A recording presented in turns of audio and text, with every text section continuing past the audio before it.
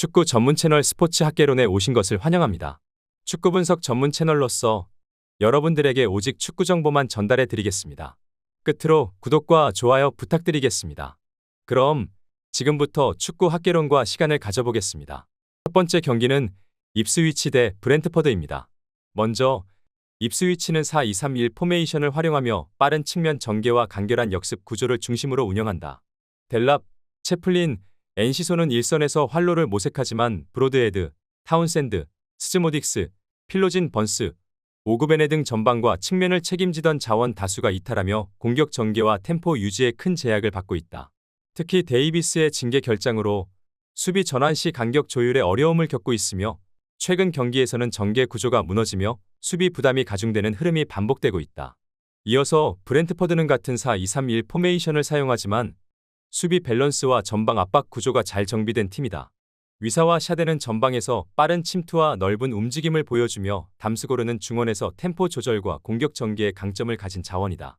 다실바, 파비우, 야넬트의 부상 이탈이 있지만 대체 자원들의 전술 적응력이 높아 중앙 간격 유지와 수비 조율에서 안정적인 흐름을 유지하고 있다. 특히 최근 경기에서는 공간 활용과 압박 효율이 높아 상대 전개 차단에 강한 면모를 보이고 있다. 입스위치는 대규모 이탈로 인해 공격과 수비 전개 모두에서 위축된 운영이 예상되는 반면 브렌트퍼드는 조직적인 압박과 수비 간격 유지로 경기 흐름을 안정적으로 관리하고 있다. 구조적 완성도와 흐름 유지력에서 우위인 브렌트퍼드가 승기를 잡을 가능성이 높은 경기다. 두 번째 경기는 사우샘프 대 맨체스시티입니다. 먼저 사우스햄튼은 3-4-3 포메이션을 바탕으로 빠른 전방 압박과 측면 연계를 활용하는 전술을 구사한다. 스튜어트, 마테우스 페르난데스, 술레마나는 개인 기량은 뛰어나지만 전체 전개 흐름과 간격 조율은 불안정하다.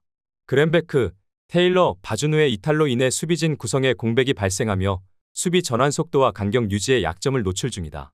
특히 강팀을 상대로 라인을 끌어올리는 경우 후방 공간 노출과 압박 실패로 인해 빠르게 실점 위기에 몰리는 패턴이 반복되고 있다.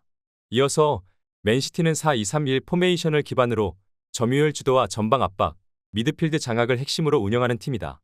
더 브라위너와 귄도아는 중원에서 전개 템포 조절과 공간 창출의 핵심적인 역할을 하며 오마르 마르무시는 이선에서 연계와 침투를 통해 유기적인 공격 흐름을 전개한다.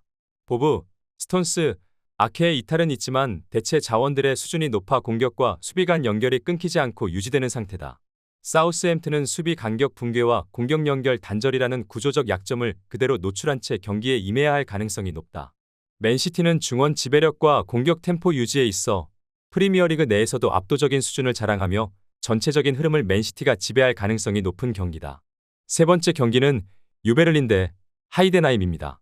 먼저 우니온 베를린은 3-5-2 포메이션을 기반으로 중원에서 수적 우위를 바탕으로 경기를 안정적으로 풀어나간다. 일리치와 홀러바흐는 1-2선에서 볼 배급과 침투 타이밍 조절의 강점을 보이며 로테는 기민한 수비 전환으로 안정감을 더한다. 캡라인, 레이트, 정우영 등의 부상 공백은 있지만 전체적인 압박 구조와 밸런스는 유지되고 있다. 이어서 하이덴하임은 3-4-3 포메이션을 사용하지만 중원 전개 템포가 일정치 않고 수비 전환에서도 약점을 노출하고 있다. 레오 시엔자가 빠진 측면 전개는 단조로워졌으며 토이어 카우프의 부상 이탈도 경기 운영에 부담을 준다. 우니온 베를린은 압박 조직과 수비 집중도 측면에서 일관된 강점을 보여주고 있으며 홈 2점까지 더해져 경기 주도 가능성이 높다. 하이덴하임은 전개 속도 저하, 수비 간격 붕괴, 조직적 대응 실패가 겹쳐 약점을 드러내고 있다. 종합적으로 우니온 베를린이 수비 안정성과 전개 완성도를 바탕으로 흐름을 가져갈 수 있는 매치업이다. 학개론과의 중간 휴식 타임입니다. 저의 정보글이 여러분들에게 꼭 도움이 되었으면 좋겠습니다. 여러분, 추가적인 정보가 필요하시다면 댓글란에 기재해둔 링크를 통해서 문의 주시면 친절하게 답변드리겠습니다. 이어서 분석 시작해보겠습니다. 먼저 보움은 3-4-1-2 포메이션을 기반으로 빠른 측면 전개와 중원 점유를 통해 경기를 풀어나가려 한다. 그러나 최근 오르데츠, 미오시, 호프만의 부상 이탈로 수비 라인과 미드필드 간격 유지가 어렵다. 비텍과 파슬락의 활동량은 여전히 유효하지만 전방 압박이 약해 빌드업 전환 속도에서 어려움을 겪고 있다. 홈 경기에서는 중원 압박 실패로 인해 실점이 누적되는 흐름이 반복되고 있어 수비 집중력이 약화된 상황이다. 이어서 마인츠는 3-4-3 포메이션을 바탕으로 전방 압박과 중원 연계를 바탕으로 경기를 주도한다. 버카르트와 이재성, 네벨의 공격 조합은 속도가 믿는 전개와 침투 움직임이 뛰어나며 템포 조절 능력도 우수하다. 젠트너, 옌츠 등 일부 자원의 이탈은 있지만 대체 자원들의 조직력이 유지되고 있다. 무엇보다도 하프라인에서의 전방 압박과 압박 회피 능력이 탁월해 상대 중원 라인을 무력화시키는 전술 완성도를 자랑한다. 보움은 수비라인 붕괴와 압박 지연이라는 구조적 약점 속에 상대의 빠른 전개에 고전하고 있다. 마인츠는 전방 압박과 중원 조합의 완성도가 높아 실점 억제가 어려운 보움을 상대로 확실한 주도권을 잡을 수 있는 팀이다. 종합적으로 마인츠가 템포와 압박 구조 모두에서 우위에 있는 매치업이다. 다섯 번째 경기는 울버햄튼 대 브라이턴입니다. 먼저 울버햄튼은 3-4-3 포메이션을 기반으로 중앙에서 수비적 압박과 빠른 측면 전환을 주무기로 삼는다.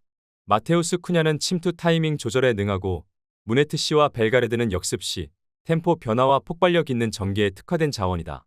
스트란드 라르센과 모스케라의 부상 이탈은 아쉽지만 홈에서는 압박 효율과 후방 수비 집중력의 밀도가 높아지는 팀 특성을 보인다. 이어서 브라이턴은 4-2-3-1 포메이션을 바탕으로 점유율 중심의 빌드업 전개와 짧은 패스를 활용한 압박 회피의 강점을 보이는 팀이다. 그러나 주앙 페드로가 징계 결장하고 미토마, 마치, 밀러, 루터 등 주요 이선 자원이 줄줄이 이탈하면서 공격 전개의 연결고리가 약해졌다. 중원에서의 카디오글루 공백 또한 전진 패스와 템포 조절 측면에서 큰 제약을 가져온다. 울버햄튼은 홈에서 수비 밀도와 전환 속도 모두 안정적으로 작동되고 있으며 브라이턴은 이탈자 공백으로 인해 공격 전개와 수비 압박 양쪽 모두에서 어려움을 겪고 있다. 전체적인 구조와 흐름 우위는 울버햄튼 쪽으로 기울어져 있는 매치업이다. 여섯 번째 경기는 셀타비고 대 세비야입니다. 먼저 셀타비고는 3-4-3 포메이션을 기반으로 홈에서 강한 압박과 빠른 측면 전개를 시도할 예정이다. 보르아 이글레시아스는 최전방에서 제공권 싸움과 마무리에 집중하며 페르 로페스와 알폰 곤잘레스는 측면에서 빠른 돌파와 크로스를 통해 공격의 시발점 역할을 맡는다. 엘 압델라우이와 스타르펠트의 부상 공백이 수비진의 안정성의 변수가 될 수 있지만 강한 압박과 빠른 템포로 상대 전개를 끊어내며 실점 위험을 최소화할 계획이다. 이어서 세비야는 4-2-3-1 포메이션을 통해 중원에서의 강한 압박과 전방 패스를 시도할 예정이다. 루케바키오는 최전방에서 제공권 장악과 마무리에 집중하며 수소는 측면에서 빠른 전개와 크로스를 통해 득점 기회를 만들어낼 계획이다. 호세 앙헬 카르모나의 징계 결장이 수비진에 큰 부담을 줄 가능성이 있으며 알바로 가르시아, 산비 로콘과 바르가스, 애덤스, 탄기 니앙주의 부상 공백이 중원 전개를 더욱 단조롭게 만들고 있다. 셀타비고는 홈에서 강한 압박과 빠른 전방 전개를 통해 경기를 주도할 계획이다.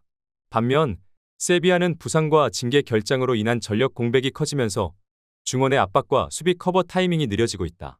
결국 경기 흐름은 셀타비고의 빠른 전개와 세비야의 템포 저하가 맞물리면서 홈팀이 흐름을 장악할 가능성이 크다. 여러분, 이것으로 모든 영상은 끝이 났습니다. 여러분들의 기대와 성원에 힘입어 더욱더 발전하는 축구 학개론이 되겠다고 굳게 다짐하겠습니다. 오늘도 좋은 하루가 되었으면 좋겠으며 가시기 전 좋아요와 구독 눌러주시면 앞으로 저 학개론의 발전된 모습을 매일 마주할 수 있습니다. 시청해주셔서 감사드립니다.